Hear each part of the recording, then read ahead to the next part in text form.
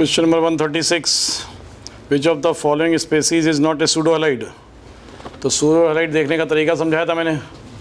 क्या कहा था मैंने कि मोनोवैलेंट अनायन होगा हैविंग एटलीस्ट वन नाइट्रोजन, तो इलेक्ट्रोनेगेटिव एटम से बना होगा, मोनोवैलेंट अनायन होगा और कम से कम एक क्या होगा उसमें, नाइट्रोजन।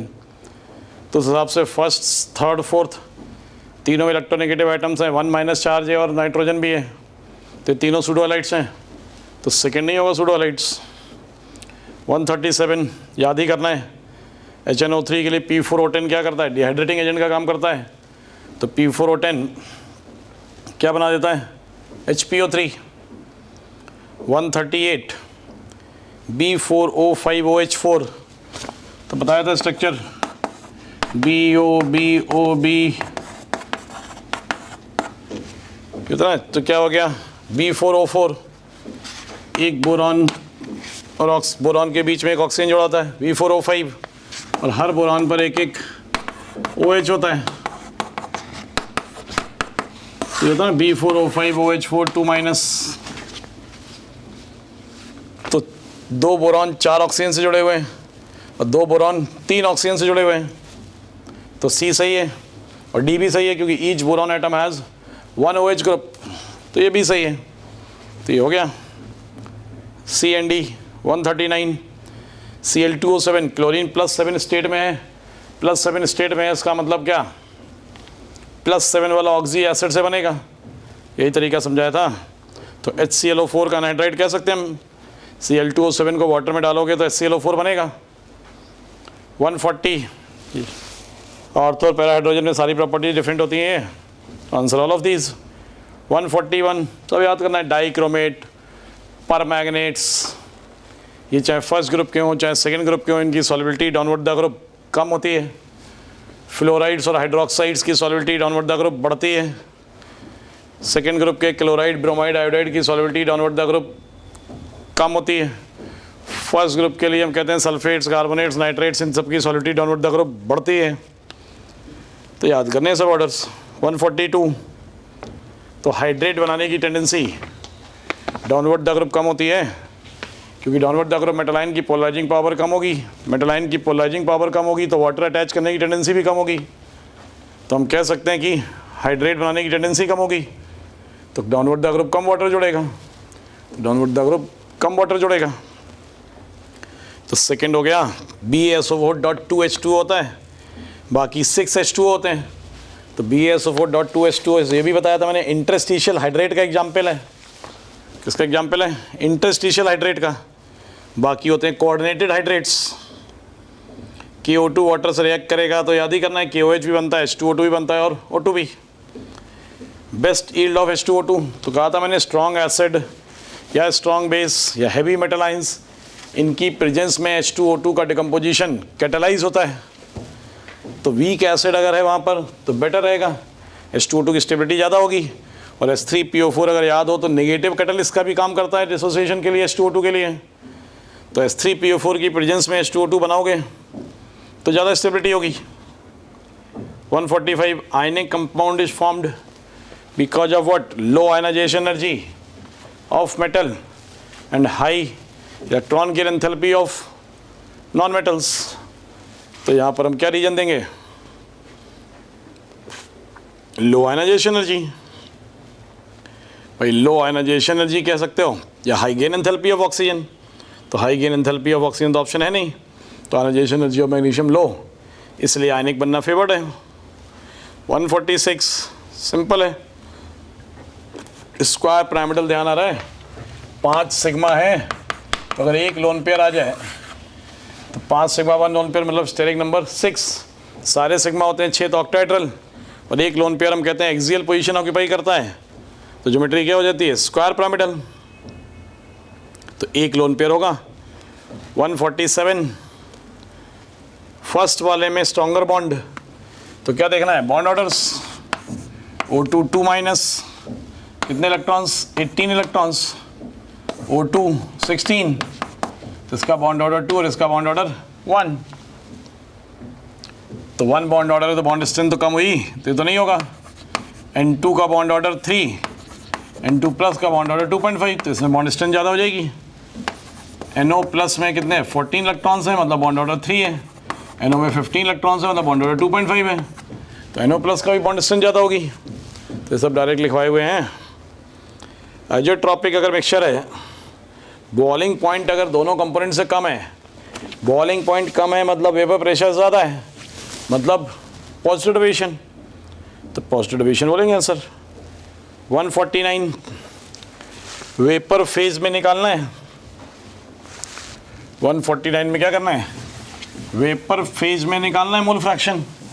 तो फार्मूला याद है डायरेक्ट, Y होता है तो YB PB upon PS। PB मतलब बेंजीन के लिए कह रहे हैं ना, P नॉट B क्या XB upon P not B XB P not T XT P not B कितना दिया है 120 XB। तो मोल्स ऑफ बेंजीन कितने हैं 0.5, मोल्स ऑफ टॉल्यूइन भी कितने हैं 0.5। तो मोल्स 0.5 में मोल फ्रैक्शन निकालोगे तो भी 0.5 आ जाएगा, इंटू 0.5 120 इंटू 0.5 80 इंटू 0.5 सॉल्व कर लोगे तो आ जाएगा इससे आंसर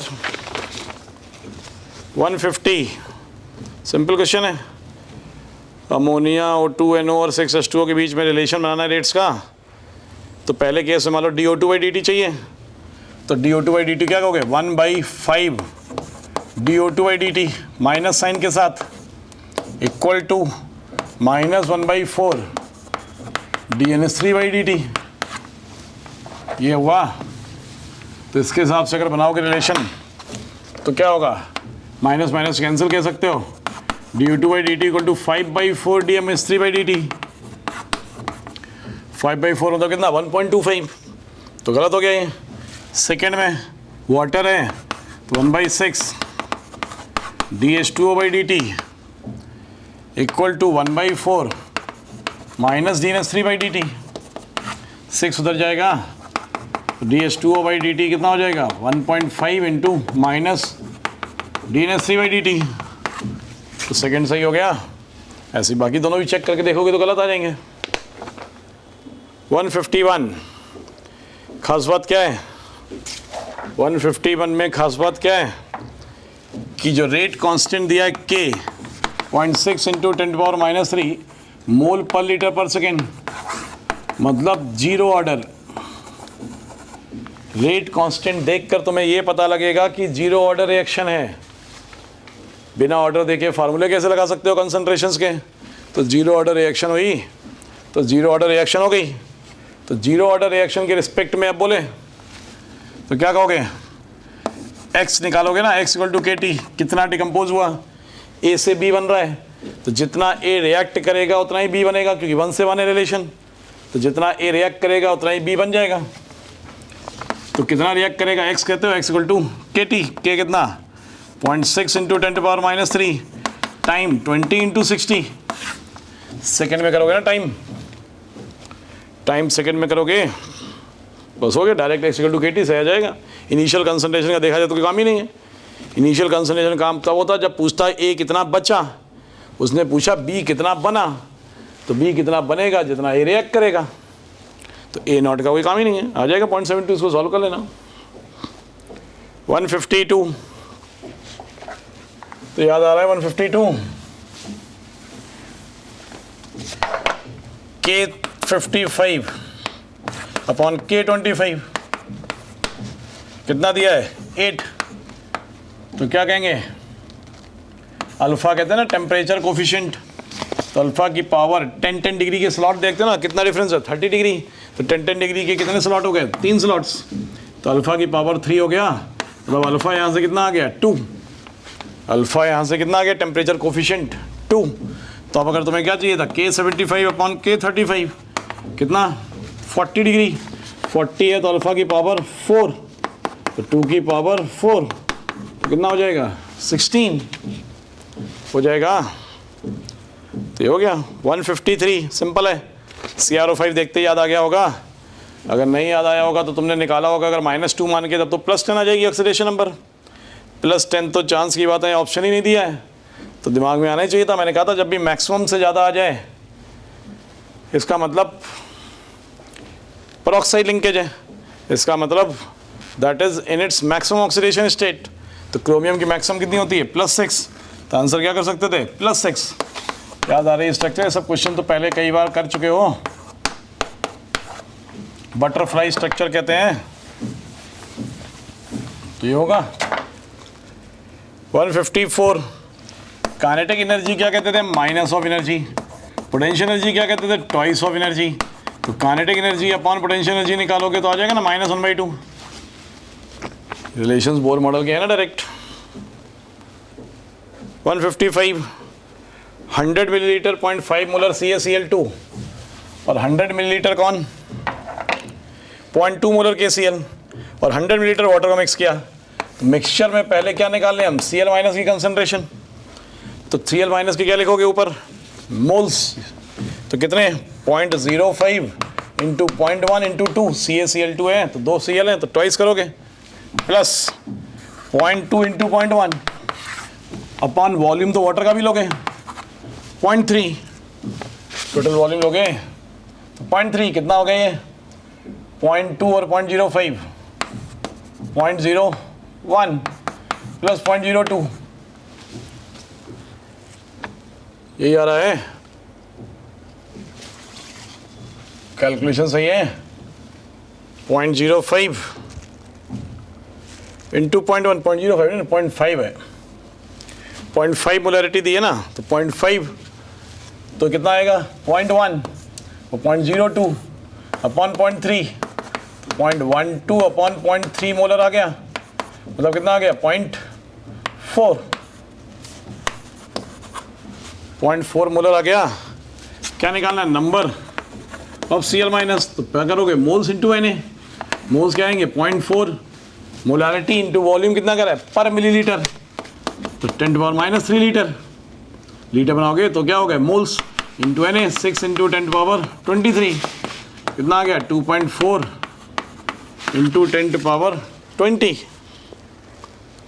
तो फर्स्ट हो गया आंसर। समझ में आया ना क्या करा मैं भाई? पर millilitre number of Cl- science पूछे थे तो अगर मुझे कंसंट्रेशन ऑफ Cl- पता होगी तो वॉल्यूम दिया पर मिलीलीटर तो मोल्स आ गए इंटू Na कर दोगे नंबर आ जाएगा। तो पहले concentration of Cl- in the mixture निकालनी पड़ेगी तो हमने निकाल लिया। 156 मेटल से बना मेटल नाइट्रेट, मेटल नाइट्रेट से प्रेसिपिटेट बनाया मेटल क्लोराइड का। तो इक्विवेलेंट वेट ऑफ मेटल पूछा है, याद आ रहे हैं क्वेश्चन? तो मेटल कितना है? 2 ग्राम। मेटल क्लोराइड है 2.66 मतलब 0.66 ग्राम कौन हो गया? Cl-। तो कहा था तो मेटल हो गया 2 ग्राम तो बचा हुआ 0.66 ग्राम कौन हो गया? Cl-। क्या कर दूं? Equivalents of metal equal to equivalents of Cl- mass upon equivalent mass x। Equivalents हो गए mass upon molar mass moles into n factor of Cl-1। Equivalents बराबर कर दोगे। कहा था ना किसी भी सिंपल सॉल्ट या बाइनरी कंपाउंड में केटाइंस और एनाइंस के इक्विवेलेंट्स आपस में क्या किए जा सकते हैं? हमेशा इक्वल। इसको सॉल्व करो आ जाएगा answer. Correct for 3dz²। 3dz² के लिए n कितना? 3, l कितना? 2। तो N3L2 तो होना ही होना है। तो या तो थर्ड या फोर्थ। तो फोर्थ गलत है क्योंकि L अगर 2 है तो M की वैल्यू +3 कैसे हो सकती है? M की वैल्यू -2 से लेकर +2 करके कुछ भी हो सकती थी। तो इसका मतलब थर्ड आंसर हो गया। S +½ या -½ कुछ भी बोल सकते हैं। फोर्थ तो गलत हो गया ना क्योंकि अगर L2 है तो M की वैल्यू +3 कैसे हो सकती है? 158 याद ही है। ये जो 3 पेयर दिए हैं सेकंड के अलावा ये तीनों शो करते हैं डायगोनल रिलेशनशिप। 159 तो लॉजिकल सा क्वेश्चन है कि Cl से Cl- बनने में एनर्जी रिलीज हो रही है कितनी? 3.6 इलेक्ट्रॉन वोल्ट पर एटम होती है। इलेक्ट्रॉन वोल्ट 1 मोल कराना है तो एनर्जी टोटल जो आई वो कितनी आएगी? 3.6 इंटू Na इलेक्ट्रॉन वोल्ट आएगी। अब इस एनर्जी से हमने क्या करें? क्लोरीन एटम्स को आयनाइज कराएं। यही तो कह रहे हैं। तो कितने एटम्स आयनाइज हो जाएंगे? तो एक एटम कितने से आयनाइज होता है? 13 इलेक्ट्रॉन वोल्ट से। तो नंबर ऑफ एटम्स कितने आयनाइज होंगे, एनर्जी टोटल कितनी है 3.6 इंटू Na अपॉन कितनी 13। भाई एक एटम को 13 इलेक्ट्रॉन वोल्ट चाहिए, तो ये भी तो इलेक्ट्रॉन वोल्ट में ही है, तो एक एटम को आयनाइज होने के लिए 13 इलेक्ट्रॉन वोल्ट चाहिए।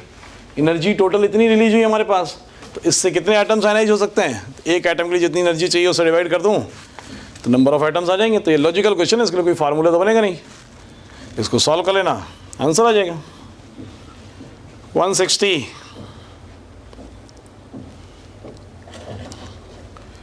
5 लीटर कंटेनर है,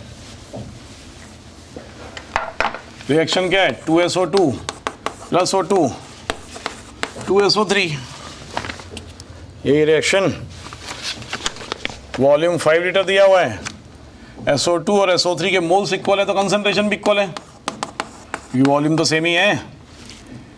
तो moles of O2 at equilibrium पूछा है, तो डायरेक्ट क्वेश्चन है Kc कितना 5 SO3 square upon SO2 square into O2, तो ये तो कैंसिल ही हो गया सीधे।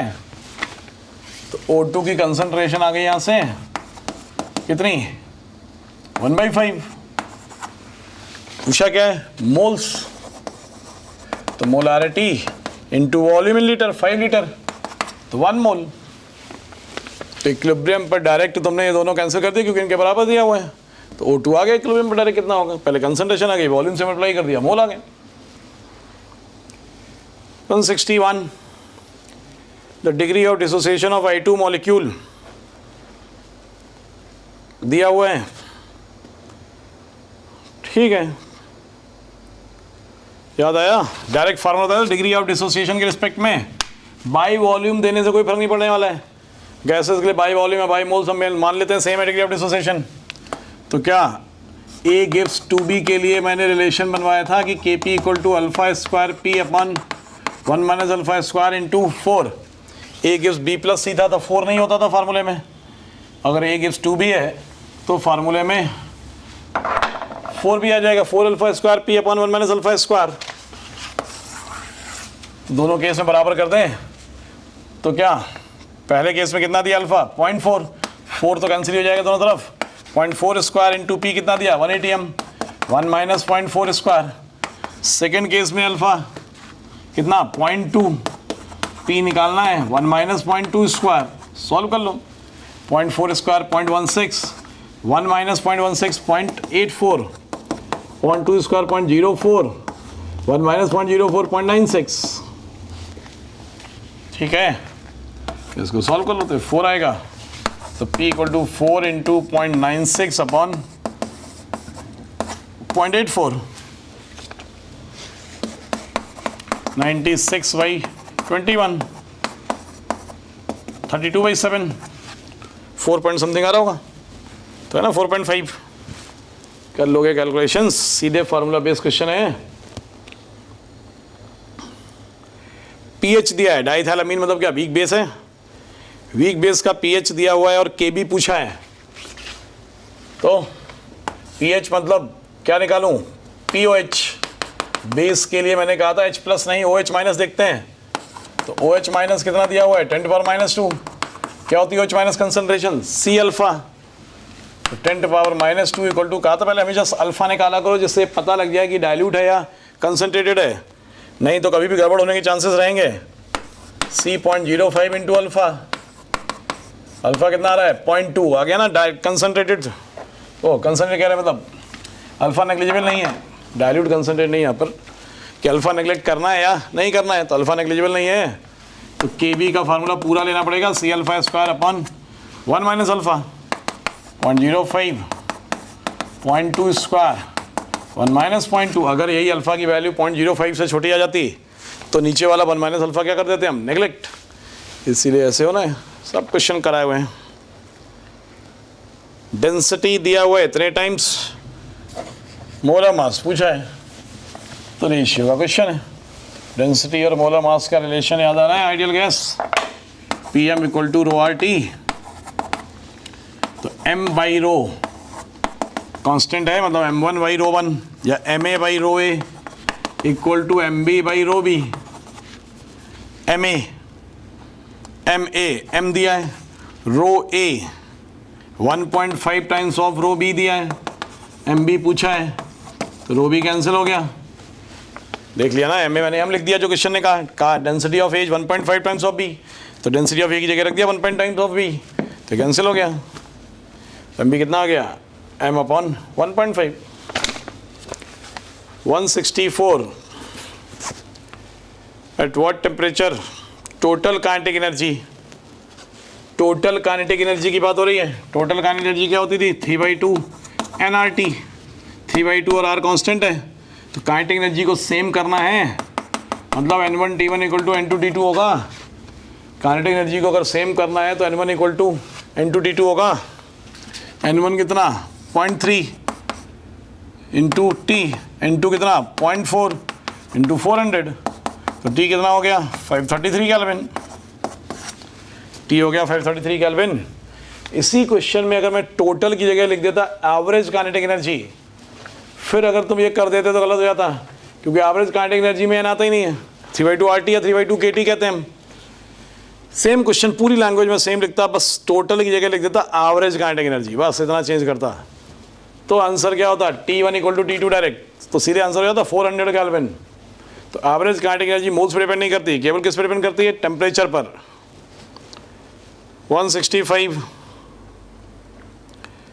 which of the following equimolar solutions has minimum OH minus concentration, minimum OH मतलब least basic मतलब most acidic, तो पहला वाला तो बेसिक ही है, मोस्ट बेसिक है स्ट्रॉन्ग बेस। सेकंड क्या है, weak acid, salt of weak base and strong acid को क्या कहते हो, behaves like weak acid, NaCl neutral.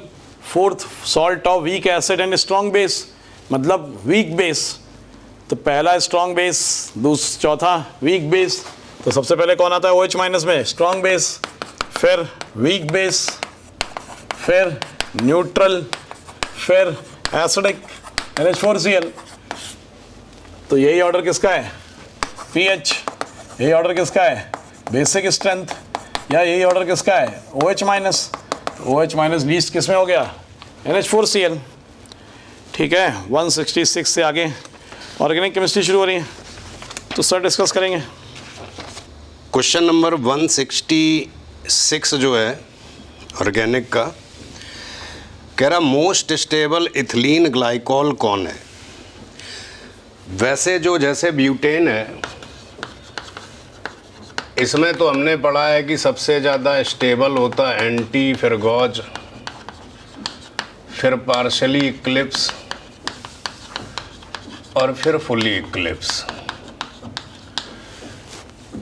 ये होता रिपल्सन की वजह से, लेकिन जब एट्रैक्शन होता है तो जैसे एथिलीन ग्लाइकॉल है या बीटा फ्लोरोहाइड्रिन है या बीटा क्लोरोहाइड्रिन है, इनमें ना हाइड्रोजन बॉन्डिंग हो सकती है ग्रुप में, और जब ग्रुप में हाइड्रोजन बॉन्डिंग होती है तो फिर जो गॉच फॉर्म है वो ज़्यादा स्टेबल हो जाता है। तो जो स्टेबिलिटी का ऑर्डर आता है उसमें बस गॉच सबसे आगे आ जाता है, फिर एंटी, फिर पार्शियल, फिर फुली, ये सेम ही रहता है। तो इसलिए इसका जो आंसर है वो थर्ड है। 167 में कह रहा लीस्ट बेसिक कौन है। तो बेसिक स्ट्रेंथ का जो ऑर्डर है, बेसिक स्ट्रेंथ के ऑर्डर में हमेशा एक बात याद रखो, सबसे पहले होती है ग्वानिडाइन, इसके बाद होती हैं एलिफैटिक एमीन्स, इसके बाद एनलीन्स होती हैं, फिर एमाइड होता है, फिर इमाइड होता है, और सबसे पीछे होता पायरोल, क्योंकि ये बेसिक ही नहीं है, नॉन बेसिक। तो इस ऑर्डर से ज़्यादातर क्वेश्चन का आंसर निकल आएगा आपके। नॉन बेसिक वो इसलिए है पायरोल क्योंकि उसमें लोन पेयर एरोमेटिसिटी में इन्वॉल्व है। तो इनमें से अगर आप देखें कि लीस्ट बेसिक कौन है, तो एनिलीन भी है, एमीन भी है, हाइड्राजीन भी है, एमाइड हुआ लीस्ट बेसिक। तो इसलिए आंसर है इसका फोर्थ, क्योंकि एमाइड में एक बात देखना सारे बच्चे, वैसे तो ये लोन पेयर ज़्यादा जगह डीलोकेलाइज होगा, ये कम जगह डीलोकेलाइज होगा, लेकिन इसका लोन पेयर ओ पर गया है, इसका लोन पेयर सी पर गया है। तो अगर लोन पेयर ओ पर चला गया, ओ ज़्यादा इलेक्ट्रोनेगेटिव है एन से, तब तो बेसिक स्ट्रेंथ और कम हो जाएगी। तो इसलिए आंसर इसका जो है फोर्थ है। 168 कह रहा है ये सूडो कायरल का केस है, और सूडो कायरल का केस होने की वजह से वैसे तो कायरल कार्बन 2 है, लेकिन इसको सूडो कायरल मानते हुए n को 3 रखना होगा। तो एक्टिव का ये फार्मूला होता है,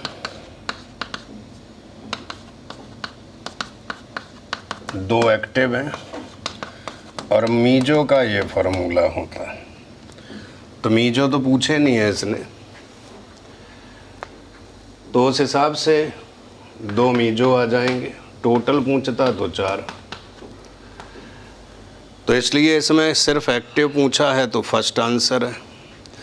मीजो पूछता तब भी फर्स्ट होता, टोटल पूछता तो थर्ड होता, तो फिलहाल फर्स्ट आंसर है। 169 में कह रहा है कि हैलाइड अंडरगो सोलबोलिसिस मोस्ट ईजली। जब भी सोलबोलिसिस लिखा हो मतलब रिएक्शन विद एक्वस KOH, और SN1 एज्यूम कर लेना है जब कुछ दिया ना हो। तो SN1 तो कार्बोकैटायन की स्टेबिलिटी के डायरेक्टली प्रोपोर्शनल होती है, तो फिर कार्बोकैटायन तो फोर्थ का बनेगा मोस्ट स्टेबल, क्योंकि 3 बेंजीन के साथ रेजोनेंस में है। इसको कहते ट्रटाइल हैलाइड। तो फोर्थ आंसर है। पहला बेंजाइल है, दूसरा एलाइल है, तीसरा एलाइल सेकेंडरी है। इनके कैटायन फोर्थ से तो पीछे ही होंगे। 170 में बॉन्ड लेंथ पूछी है कि कार्बन कार्बन बॉन्ड लेंथ को अरेंज करो, और ऐसा डायग्राम दिया है। ये इसको कहा है फर्स्ट है, इसको सेकंड है, ये थर्ड है, ये फोर्थ है। तो देखो पहली बात, सिंगल बॉन्ड सबसे बड़ा होता है, फिर डबल, फिर ट्रिपल। ट्रिपल तो सबसे पीछे है, उससे आगे डबल। ये दोनों बॉन्ड सिंगल हैं, लेकिन आप एक बात देखो कि ये जो बॉन्ड है ये sp3 के बीच में है, लेकिन ये बॉन्ड sp3 के बीच में है, और sp3 कंप्लीट सिंगल है, लेकिन sp3 जो है ये छोटा होगा, क्योंकि sp2 ऑर्बिटल छोटी होती है sp3 से। और वैसे भी परसेंट एस करेक्टर ज़्यादा होता है sp2 का, तो साइज छोटा होगा, यानी थर्ड सबसे बड़ा माना जाएगा, क्योंकि कंप्लीट सिंगल है। क्योंकि बॉन्ड लेंथ sp3 फिर sp2 फिर sp2 फिर sp2 और फिर sp ये बॉन्ड लेंथ का ऑर्डर होता है। तो यानी इस हिसाब से अपना जो ऑप्शन है वो फोर्थ सही है। 171 में कह रहा है कौन सा कार्बोकैटायन मोस्ट स्टेबल है। तो पहले तो जिसमें सबसे ज़्यादा रेजोनेंस हो। अब रेजोनेंस तो सारे बच्चे देखो फर्स्ट सेकंड थर्ड में है, फोर्थ में तो है ही नहीं, तो फोर्थ तो लीस्ट स्टेबल है। जब रेजोनेंस सब में बराबर हो तो मोर अल्फ़ा मोर स्टेबल, तो देखो थर्ड में सबसे ज़्यादा अल्फ़ा है 6 अल्फ़ा, तो यही आंसर हुआ थर्ड। ऑर्डर पूछा जाता तो हम कहते 3 2 1 4। रेजोनेंस 3 में मैक्सिमम अल्फ़ा, फिर 2 में 3 अल्फ़ा, फिर 1 में 0 अल्फ़ा, और चौथे में तो रेजोनेंस ही नहीं है, तो आंसर थर्ड है। 172 जो कह रहा है कि इनमें से स्टेटमेंट करेक्ट कौन सा है। पहला कह रहा CH3 ऑर्थो पैरा डायरेक्टिंग है ड्यू टू हाइपर कॉन्जुगेशन, बिल्कुल सही है, क्योंकि plus I effect hyper conjugation में मर्ज कर जाता है। तो जब प्लस आई मर्ज कर गया तो ऑब्वियसली फिर हाइपर कॉन्जुगेशन के हिसाब से रूल होता मोर अल्फ़ा मोर डोनर मोर रिएक्टिव, टॉलवेन ज़्यादा रिएक्टिव होती, टर्सरी ब्यूटाइल बेंजीन कम रिएक्टिव होती है। तो ए सही है। बी कह रहा CCl3 is meta directing due to reverse hyper, बिल्कुल सही है, क्योंकि जब तीनों हैलोजन आ जाते हैं कार्बन पर हाइड्रोजन की जगह, वो रिवर्स हाइपर का ग्रुप हो जाता है। रिवर्स हाइपर का ग्रुप जो होता है वो मेटा डायरेक्टिंग और वेरी स्ट्रॉन्ग डीएक्टिवेटिंग होता है। बी भी सही है। सी कह रहा OCH3 ग्रुप है ortho para due to mesomeric, मतलब रेजोनेटिंग इफेक्ट, सही बात है, प्लस आर इफेक्ट का ग्रुप है। डी कह रहा NH2 ऑर्थो पैरा डायरेक्टिंग, ये भी सही है क्योंकि ये भी तो प्लस आर इफेक्ट का ग्रुप है, यानी सारे सही हैं, तो थर्ड आंसर। 173 में कह रहा है कौन सी एल्कीन है जो एंटी मार्कोव निकोव रूल में अलग प्रोडक्ट देती, तो अनसिमेट्रिकल एल्कीन होनी चाहिए। तो देखो फर्स्ट सेकंड फोर्थ तो दोनों डबल बॉन्डेड कार्बन सेम है इनके। प्रोपीन में हो सकता है क्योंकि प्रोपीन में दोनों डबल बॉन्डेड कार्बन अलग अलग टाइप के हैं। तो चाहे मार्कोव निकोव पूछे चाहे एंटी मार्कोव निकोव पूछे, एक लाइन में आपको ये बात याद रखनी है कि अनसिमेट्रिकल एल्कीन होनी चाहिए। कुछ बच्चों को लगता है कि एक पर ज़्यादा एच होने चाहिए, एक पर कम एच होने चाहिए, ऐसा नहीं है, एच बराबर भी हो सकते हैं। जैसे इसमें एच बराबर ही तो है, लेकिन दोनों जगह प्रोडक्ट तो अलग अलग बनेगा। तो अनसिमेट्रिकल होनी चाहिए, चाहे एच बराबर हो चाहे कम ज़्यादा हो, उस पे लगेगा मार्कोव निकोव या एंटी मार्कोव निकोव दोनों, यानी थर्ड आंसर है। 174 कह रहा सिस 2 ब्यूटीन में बेयर रिएजेंट मिलाएं तो सिस पर सिन एडिशन करने से मीजो बनता है। तो मैं याद दिला दूं, सिस सिन मीजो होता है, ट्रांस एंटी मीजो होता है। अगर सिस एंटी है तो डीएल मिक्सचर और ट्रांस सिन है तो डीएल मिक्सचर। तो फर्स्ट आंसर सही है इसका, meso compound, meso butane 2,3 diol बन जाएगा। 175 में कह रहा है कि 2 ब्रोमो ब्यूटेन डेक्स्टो रोटेटरी है, एक्वस KOH मिला के अल्कोहल बनाया और SN1 मैकेनिज्म लगाई। तो SN1 में inversion slightly greater than retention होता है, यानी लीवो पार्ट स्लाइटली ज़्यादा बनेगा डेक्स्टो से, इसीलिए NCERT में लिखा मैक्सिमम रेसेमाइजेशन विद पार्शियल इन्वर्जन, क्योंकि इन्वर्जन थोड़ा सा ज़्यादा होता है। तो उस हिसाब से फर्स्ट आंसर सही है। SN1 में कभी भी 50-50 मिक्सचर नहीं बन सकता। 50-50 मिक्सचर या तो इलेक्ट्रोफिलिक एडिशन में बनता है जब कायरल कार्बन हो, या न्यूक्लियोफिलिक एडिशन में एल्डिहाइड कीटोन जो अनसिमेट्रिकल होते हैं वो 50-50 बनाते हैं। तो फिलहाल आंसर है फर्स्ट। 176 में देखो पहला कीटोन है और दूसरा तीसरा दोनों आपस में ई के तो दोनों टॉटोमर हैं। हाँ, F और G आपस में ज्योमेट्रिकल आइसोमर है। इनमें से कोई भी रेजोनेटिंग स्ट्रक्चर नहीं है, क्योंकि रेजोनेटिंग स्ट्रक्चर में कभी पाई बॉन्ड मूव नहीं करता, वो एटम मूव नहीं करता, पाई बॉन्ड मूव करता है खाली। टॉटोमर्ज में पाई बॉन्ड भी मूव करता है और एटम भी मूव करते हैं।